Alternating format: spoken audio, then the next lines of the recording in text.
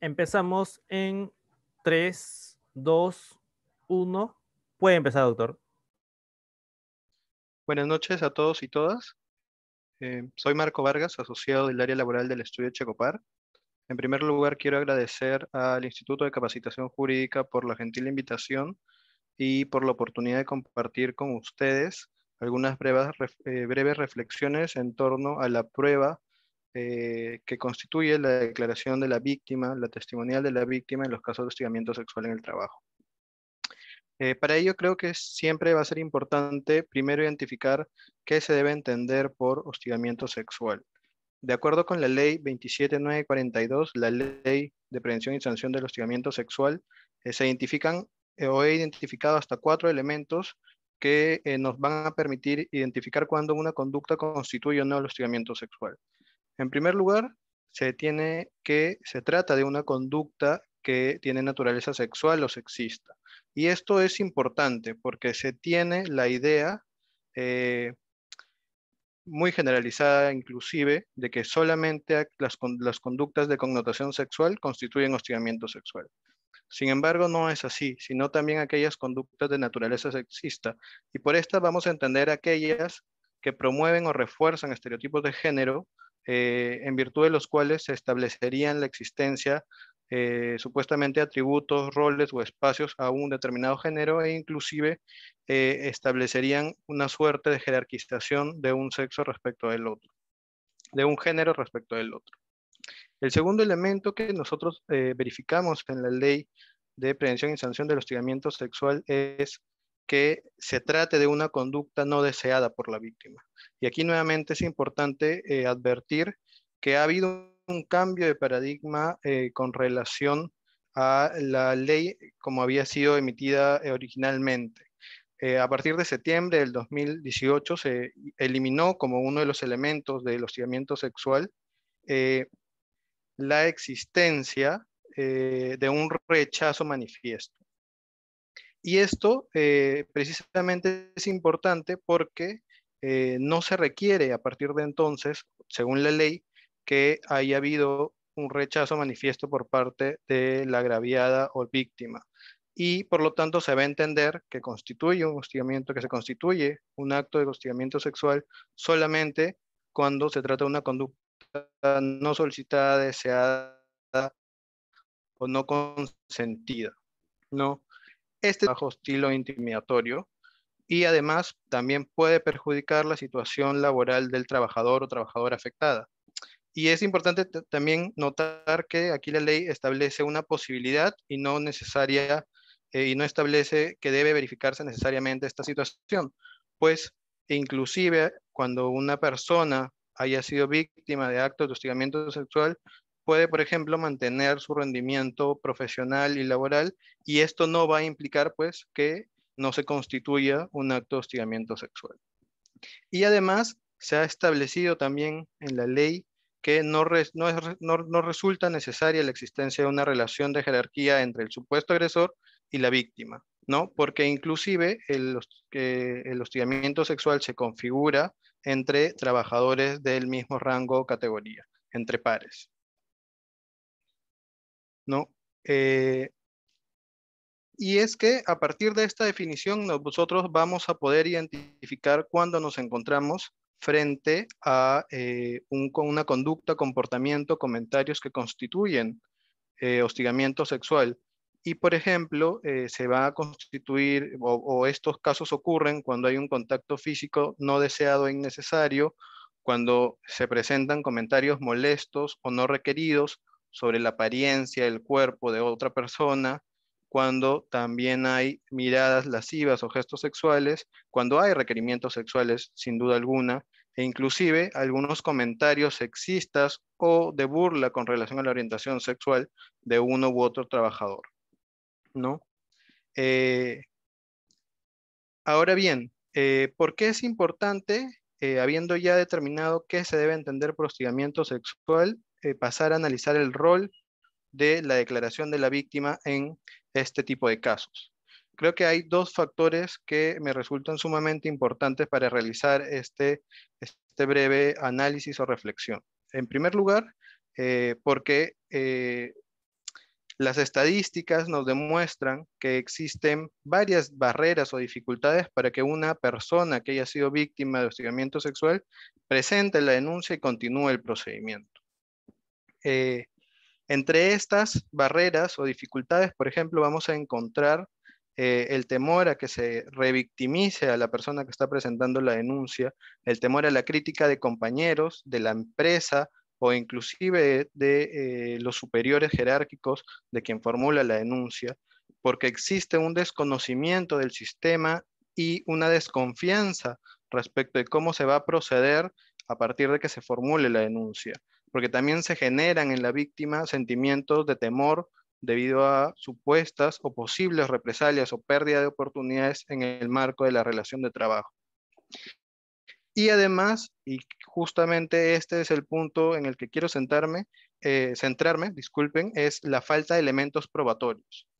Y es que la falta de elementos probatorios, sin duda, eh, se constituye como una barrera importante para la presentación de denuncias debido a que las circunstancias en las que usualmente ocurre un acto, una conducta de hostigamiento sexual, no son previsibles por las víctimas porque se dan normalmente dentro de espacios privados y muchas veces no se cuentan con los medios suficientes ni la posibilidad suficiente de conservar, generar o guardar pruebas que luego respalden, digamos, la denuncia que se vaya a realizar, ¿no?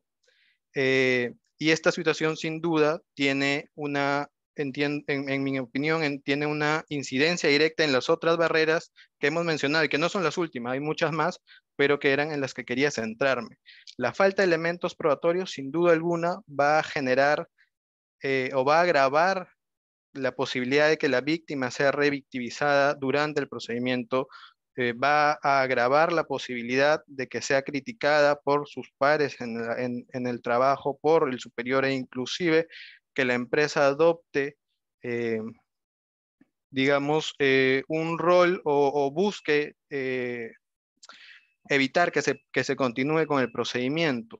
Y además, esta situación, presentar una denuncia sin más medios probatorios documentales tradicionales, como pueden ser correos electrónicos, chats, fotos, grabaciones, videos u otros, pues va o podría generar además que se tomen mayores represalias o que se limiten las oportunidades de crecimiento de la persona que se ha visto agraviada por el acto de hostigamiento sexual, ¿no? Y eh, el segundo punto que considero importante tener en cuenta y por el cual merece la pena a realizar este pequeño análisis es que no analizarlo y no tener en cuenta el rol preponderante que puede tomar la declaración de la víctima en un procedimiento de hostigamiento sexual puede generar definitivamente impunidad. Y la impunidad no es lo único que se genera, porque la impunidad trae consigo mismo algunas consecuencias que sin duda pueden ser importantes para la empresa. En primer lugar, que se va a generar una alta rotación de personal y que va a dificultar la conservación de talento en la organización. Sin duda alguna, si es que no se garantiza o se promueve, digamos, una cultura de impunidad dentro de la empresa, los afectados o las afectadas van a usualmente tender a renunciar o dejar de trabajar como venían haciendo, ¿no? Y esta situación, sin duda, también trae consigo la generación de sobrecostos que están asociados a la rotación del personal. Va a haber un mayor esfuerzo operativo porque sin duda alguna la pérdida de un puesto de trabajo o de un trabajador va a generar que, por ejemplo, recursos humanos tenga que iniciar un nuevo procedimiento para contratar a una nueva persona en su reemplazo. Va además a generar un sobrecosto en cuanto a las capacitaciones que deban ser realizadas por la empresa para el desarrollo de sus funciones e inclusive, por ejemplo, en materia de seguridad y salud en el trabajo. Y además va a generar un pequeño gap por parte de los nuevos trabajadores en la realización de sus funciones en tanto que se adaptan a los nuevos puestos de trabajo. Y además, porque si no se le otorga un rol preponderante a la declaración de la víctima, inclusive la empresa se va a ver expuesta a que se demande en la vía judicial una indemnización por daños y perjuicios por no haber actuado de manera razonable.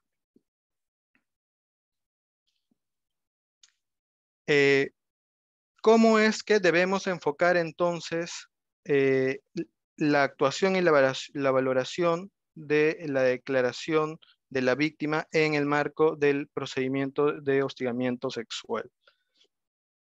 Creo que antes de esto es necesario tener en cuenta que uno de los derechos o de las garantías que forman el derecho al debido proceso es precisamente el derecho a la prueba.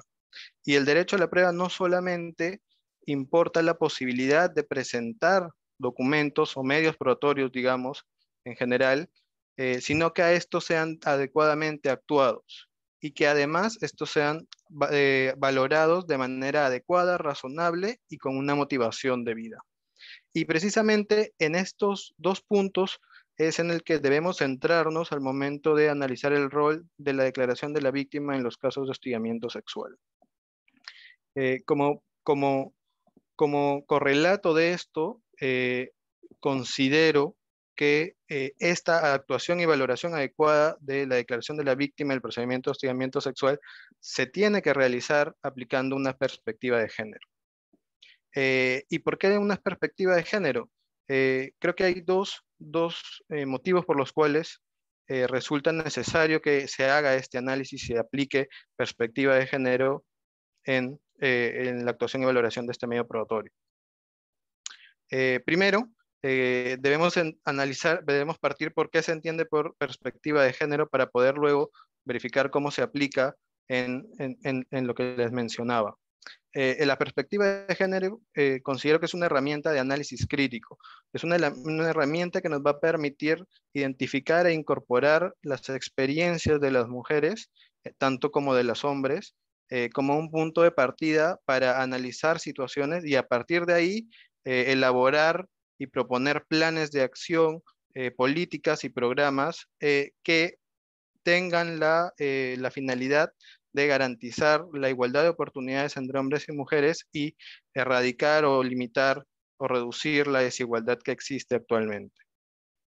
En específico, la perspectiva de género en los procedimientos de hostigamiento sexual, lo que va a hacer, o su aplicación lo que va a hacer, es que se debe advertir la existencia de relaciones de poder desiguales entre hombres y mujeres, que además existen diferentes oportunidades entre ambos y que existen diferentes formas de interrelacionarse entre estos, y que además pueden existir, digamos, por cultura o la sociedad que le imponen determinados roles o papeles distintos, ¿no? Siendo esto así, lo que va a generar la aplicación de la perspectiva de género en el marco de un procedimiento de hostigamiento sexual es que se tiene que ser consciente de que es usual que exista una normalización de que una conducta, ya sea por razones culturales o sociales, es una conducta normal y usual. Y que sin embargo, atendiendo a la perspectiva de género, vamos a advertir pues que esta conducta únicamente tiene sustento en estereotipos de género que sin duda alguna agrandan o perjudican la igualdad entre hombres y mujeres. Y además va a tener que advertirse al momento de actuar y valorar y durante todo el procedimiento de hostigamiento sexual que la víctima suele encontrarse en una posición de vulnerabilidad frente a estos tipos de sucesos, ¿no? Por las diferencias estructurales que existen, ya sea con relación al acceso al empleo, por ejemplo, o a la estabilidad laboral, el tema de promociones y ascensos, y otros que se encuentran dentro de lo que se denomina como la brecha de género en el ámbito laboral, ¿no? Y todo esto se ve reforzado porque, como les mencionaba, la víctima va a partir, va a encontrarse desde que se plantea la posibilidad de presentar una denuncia frente a un sinnúmero de barreras que tiene que superar, digamos, y que muchas veces estas barreras están impuestas por cómo se entienden las relaciones de trabajo y las relaciones entre hombres y mujeres en el centro laboral, ¿no? Eh, ¿Por qué debemos aplicar una perspectiva de género en un procedimiento de hostigamiento sexual en el trabajo? Primero, porque sin duda alguna los casos de hostigamiento sexual constituyen una forma de violencia de género y específico contra la mujer. La estadística demuestra que casi el 99% de las personas que son denunciadas son hombres y que el 94-95% aproximadamente de las personas que formulan una denuncia son mujeres. Sin duda alguna, no siempre va a ocurrir que el denunciado sea hombre y que la denunciada sea mujer, pero digamos, la estadística y la data nos demuestran pues que esta es la situación más recurrente y de manera significativa, ¿no? Eh, Precisamente, y en ese sentido es que debemos tener en cuenta que existe obligación legal por parte del Estado peruano para que se incorpore una perspectiva de género dentro de el ordenamiento jurídico. Y en específico nos referimos a, por ejemplo, la Convención sobre la Eliminación de todas las formas de discriminación contra la mujer, que fue ratificada por el Perú en septiembre de 1982 y que establece obligaciones específicas a los estados para incorporar el principio de igualdad entre hombres y mujeres en el ordenamiento jurídico, de contar con entidades que garanticen una efectiva protección de la mujer frente a la discriminación y para adoptar medidas legislativas y de otra naturaleza que prohíban y erradiquen todo tipo de discriminación, ¿no? Entonces, todo esto supone una obligación del Estado de establecer un marco jurídico que garantice que una igualdad o que las mujeres cuenten con igualdad de acceso a igualdad de oportunidades, ya sea en la vida política, en educación, en salud, en trabajo y en general en todos los aspectos de la vida, ¿no? Y es que, además, esta situación, esta obligación legal se encuentra, a mi entender, ya positivizada en el reglamento de la ley 29742, que fue promulgado en el año 2019. ¿Por qué? Porque contiene una regulación especial con relación al procedimiento de hostigamiento sexual y que nos permite adoptar o partir de determinados principios o enfoques eh, para la investigación, sanción y en general para todo el procedimiento de hostigamiento sexual, ¿no? Y digamos, este trato diferenciado, esta situación particular no puede entenderse como un acto discriminatorio porque lo que se trata más bien es que exista una medida especial y temporal que permita cerrar la brecha de género entre el hombre y mujer y las mujeres en el trabajo, ¿no? Eh, Precisamente como les mencionaba, eh, el reglamento de la Ley de Prevención y Sanción del Hostigamiento Sexual establece eh, tres principios que a mi consideración son sumamente importantes tener en cuenta con relación a la valoración y la actuación y valoración de la declaración de la víctima. El primer principio es el principio de no revictimización. ¿Qué implica este principio? Es que en el marco del procedimiento y en el marco incluso de cómo se toma la declaración de la víctima, cómo se actúa en la declaración de la víctima y cómo se valora, se tienen que impedir conductas que generen una revictimización, valga decir, de la denunciante. Y esto implica que que no se requiera una reiterada declaración de los hechos innecesariamente, que no hayan careos o cuestionamientos de la conducta o de la vida personal de la víctima y que no se haga una confrontación, como digamos suele creerse que debe suceder entre la víctima y la persona que ha sido denunciada. Y además también este principio implica que deben evitarse que de manera directa o indirecta se generen situaciones que disuadan a la víctima de presentar la denuncia o de continuar con la denuncia cuando ya se haya presentado. El segundo principio o enfoque que recoge el reglamento de la ley es precisamente el enfoque de género.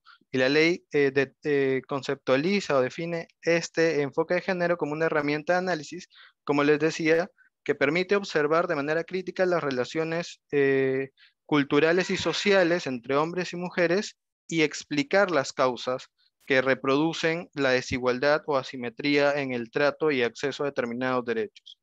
Y a partir de que se identifican y se explican estas causas es que eh, se va a poder determinar medidas que contribuyan sin duda alguna a superar esta desigualdad. Por último, o el tercer principio o enfoque que me parece relevante para poder entrar a analizar o valorar, actuar o valorar la declaración de la víctima es el enfoque centrado en la víctima. Esta es una herramienta de análisis también y en realidad es una aplicación que se debe hacer de forma tal que se tenga en cuenta siempre que se debe priorizar los derechos, las necesidades y la voluntad de la víctima en el marco del procedimiento de hostigamiento sexual. Precisamente estos principios o estos enfoques que están recogidos expresamente en el reglamento nos permiten sostener que en el marco de un procedimiento de hostigamiento sexual es posible establecer eh, un estándar probatorio de valoración diferenciado para la declaración de la víctima por precisamente el rol fundamental que a mi entender debe cumplir en el marco de una denuncia de este tipo, ¿no? Eh, y claro, cuando nos revisamos la ley y el reglamento, vamos a verificar pues que no hay un estándar establecido ni en la ley 29742 ni en el reglamento, pero sí lo hay en el reglamento de la ley 30364, que es la ley para prevenir, sancionar y erradicar la violencia de la mujer y de los integrantes del grupo familiar en todo el ámbito de la sociedad, ¿no? Y expresamente el artículo 12 de este reglamento establece lo siguiente. Primero, que la sola declaración de la víctima puede desvirtuar la presunción de inocencia. Sin duda, este es un tema bastante controvertido, pero lo importante es además que se establecen algunos supuestos por la misma norma para que esto pueda ocurrir, ¿no? Y es básicamente que no existan razones objetivas que invaliden las afirmaciones de la víctima. Y para ello se establecen 3 puntos que deben ser analizados: la ausencia de incredibilidad subjetiva, la verosimilitud del testimonio y la persistencia en la incriminación. Más adelante vamos a detallar un poco qué supone cada uno de estos puntos. El artículo 2 del reglamento también establece que si la víctima en algún momento se retracta de su denuncia, se tiene que tener en cuenta para valorar esta situación, esta situación especial, si existe algún contexto, alguna medida de coerción o alguna situación de coerción que haya podido generarse en el marco de las relaciones familiares, sociales o inclusive dentro del mismo centro de trabajo, ¿no? Ya sea por la víctima o por la persona denunciada.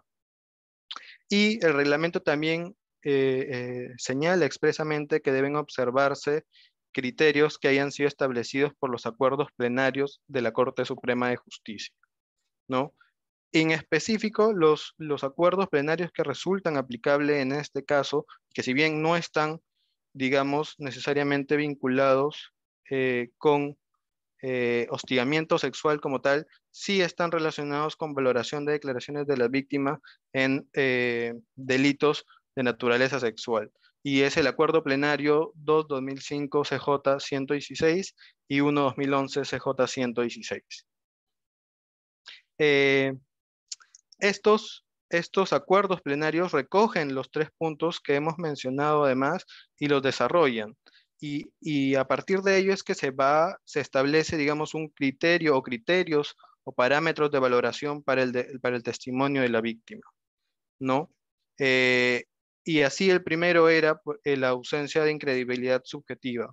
Esto quiere decir que en el caso concreto se debe analizar, verificar que no existe ninguna situación extra digamos, ajena a la denuncia que pueda haber generado un móvil negativo o un móvil para que se formule una denuncia sin sustento.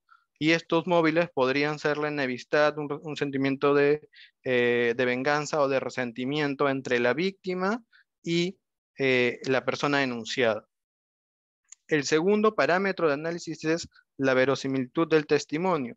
Y esto está relacionado estrictamente en que la declaración de la víctima debe guardar coherencia lógica y solidez, y debe mantenerse así,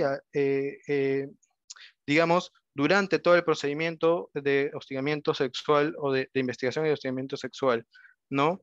Y que además el testimonio aporte algunos elementos periféricos no relacionados necesariamente con, digamos, la conducta reprochable o la conducta que constituye hostigamiento sexual, que permita determinar que efectivamente se trata, pues, de un relato con veracidad o verosímil y lógico, ¿no? Que va a permitir que este medio probatorio tenga valor probatorio para eventualmente imponer una sanción.